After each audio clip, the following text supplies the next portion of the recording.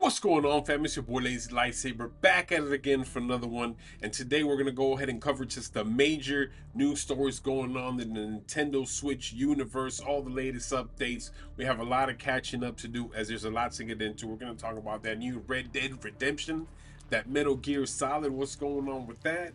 Is PlayStation trying to now be kind of like the Switch with their own handheld? And is it better if you get the Switch? People ain't talking about that. Switch 2 conversation coming up. So let's just jump right in and get straight into it. Before we begin, guys, don't forget to follow me on TikTok. That's Lazy Lightsaber. And on Twitter at Lazy Lightsaber as well. X, whatever they're calling themselves nowadays.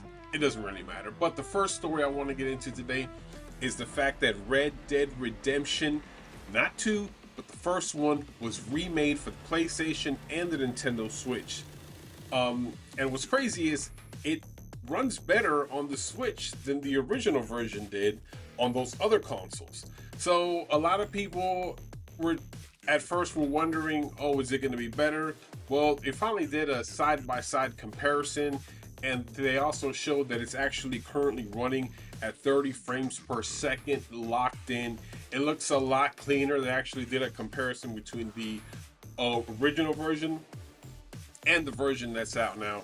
And you can clearly see the Nintendo Switch is the better option to go ahead and get it. Plus, you have the mobile aspect of it, so you can carry it with you. Unfortunately, it's out now, but only digital.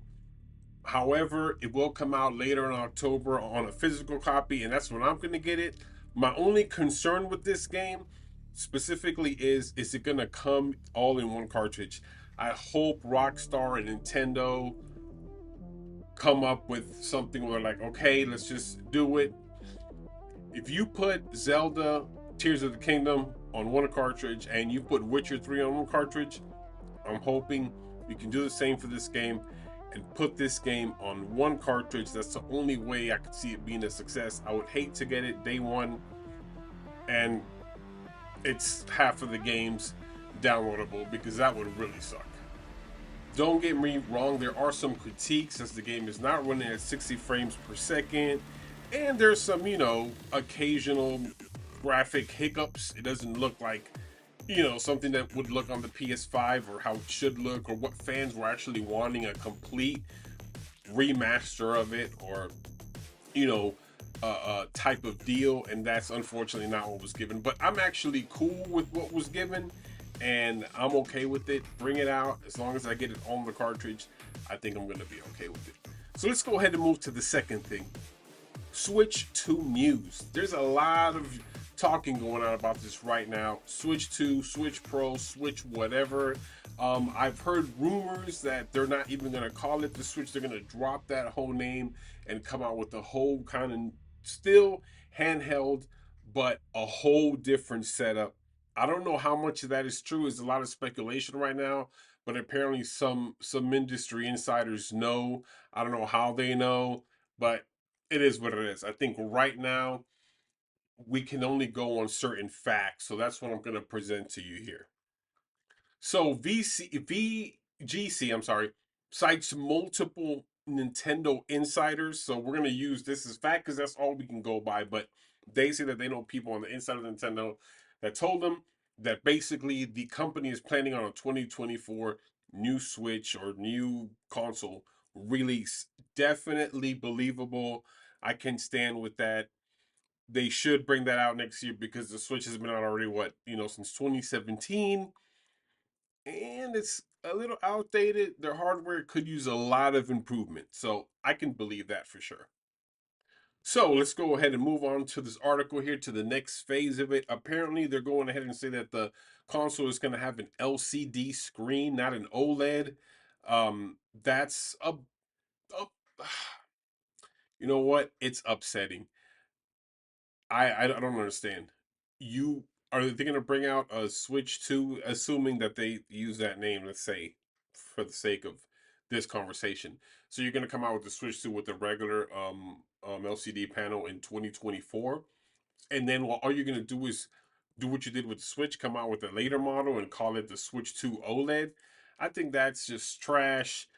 Bro, it's 2024 Nintendo, man. Come on, bro. Get an OLED screen and launch it with the OLED, even if you have to charge a bit more. Come on, this is getting a little bit ridiculous. Let's do what's right here. So there's that source. They're gonna try to launch later in 2024, so there's no shortages of Switches 2 or Switch 2s, whatever. Because they don't want to run into the same thing that PlayStation did. PlayStation 5 came out. Good luck trying to get one. Scalped heavily, and yeah, it was gonna run you $1,000, and I don't care how good this is. I'm not gonna pay those type of prices. So it's good that they're trying to get things started now. So when it does come out, it can be open to everybody. I also heard a later rumor that it's going to come out with a new Mario Kart game. That's going to be the launch game. So it's not going to be Mario, a traditional Mario. It's not going to be a 2D Mario. It's not going to be a Zelda. It's going to be a Mario Kart. I think that's a smart play, as in Mario Kart 8 Deluxe on the Switch is the best game they got so far. Not the best game, but the best selling game they got so far. I like Mario Kart. Everybody likes Mario Kart. It's a good couch co-op game or just co-op online. So that's a smart thing. I would like for them to work in some Mario and Zelda later, but you know what's coming. It's Nintendo. They're gonna come out with a new Zelda and a new Mario specifically for this new generation.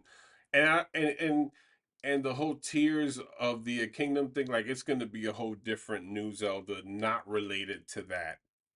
At least I don't think so. So the cool news as well is they say they're not moving away from the Switch, so the Switch is going to be like alongside this other handheld. Oof, what the hell's going on? The Switch is going to be there alongside that handheld, so I don't know how they plan on pushing two consoles at once, or maybe. Uh,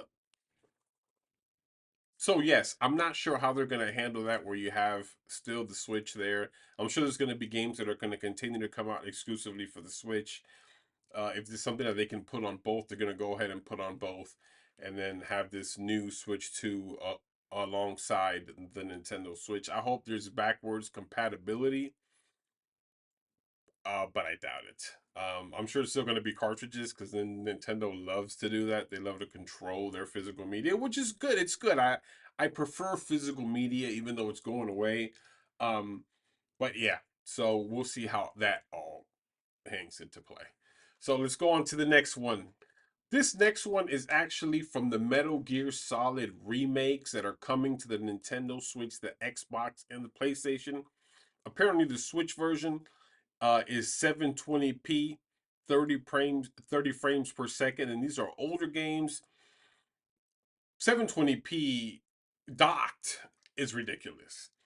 But guess what? On the PlayStation, Xbox, it's 720p as well. Are you kidding me?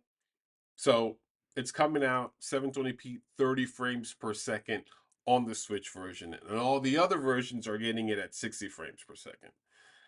I'm not gonna fault Nintendo on this. These are games that can clearly run at 60 frames per second on the Switch. There's no reason why. I don't know if they're being lazy or they're just not wanting to do certain things, but whatever that is, it needs to get fixed immediately. I'm not even gonna buy it. I'm not a huge Metal Gear fan, but at the same time, I'm not gonna sit here and sandbag this game because the damn dev didn't want to. Not Bandai Namco, by the way. I meant Konami, not Bandai Namco. Sorry, Bandai Namco.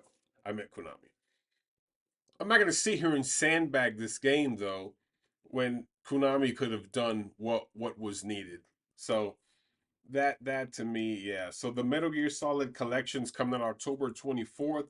They're coming out with Metal Gear Solid, Metal Gear Solid 2, and Metal Gear Solid 3 Snake Eater. Come on. This should all be 1080p, 60 frames per second, whatever. Trash. I'm not buying it. Passing on it. Peace. And then the last bit of information, I guess, well, the second before last piece of information is Turok 3 being remade. Switch, Xbox, and PlayStation. So there you go. Something to look forward to. I remember playing Turok 64 on the Nintendo 64. That was the first and last time I played Turok. I liked it, but it wasn't something that I was a huge fan of. But if you're a Turok fan, there you go. Something to look forward to on the Nintendo Switch since we didn't get that Metroid Prime. Who knows when that's coming? Hopefully Switch 2. And then the last piece of information, the big story that everybody's talking about now, the PlayStation Portable. So the PlayStation Portable is this thing that looks like a tablet with dual sense controllers on it. So they split the dual sense in half, kind of like Joy Cons, I guess, except they don't come off, from what I can see anyway. And they have a tablet screen, and that's all it is. It's kind of ugly, but it is what it is. That's fine. If it works well, then it works well. Apparently, you can't do anything with it though. You can't, like, you can't walk out of your house or whatever, like, and play this thing. It has to be like your PS5 has got to be running these games. So the concept here, if you've been living under a rock, is this is a way that you can enjoy PlayStation 5 controllers without PlayStation 5 games without being tethered to the TV. So let's say somebody's watching TV in your house, right? And you want to play a PlayStation 5 game. So you fire up your PlayStation 5, and now the person who's watching the TV can continue doing that, and you play the game on your portable, on your PlayStation Portable. But that is linked to the game that's running on the PlayStation 5. So it's not like you can get into their Game Pass version and just play any game you want, right? Even the older PS3 games that they have on their version of Game Pass, nope, that's not going to be able to be done. You got to be fired up from. You got to have a PlayStation 5, um, which is weird because it's marketed as a standalone portable PlayStation 5. Like, if somebody's walking in the store and they don't really know too much about it, it's gonna be like, oh, I want to buy this as a gift, and then boom, person gets home, they open it up, or they're buying it for themselves. So I hope there's like a big sign that says PlayStation 5 needed, not included, something like that, because I can see that being. But anyways, I'm over here rambling. Let's get into the the meat and potatoes here. So basically, it's gonna be an 8-inch LCD panel. Here we go with LCD panel. 1080p, 60 hertz refresh rate. They said there's no OLED technology, and here in the U.S. it's going to cost $199. In Europe, it's 199 pounds, and then 219 euros. I think it's the price point for this. So it's slightly, tiny bit smaller than the Nintendo Switch OLED. So if you have a PlayStation 5, you're about to shell out $200 for this, right? You should just get yourself a Switch Lite. Well, why would you not? If you don't have a Switch Lite yet, right? If, let's say you don't have a Switch.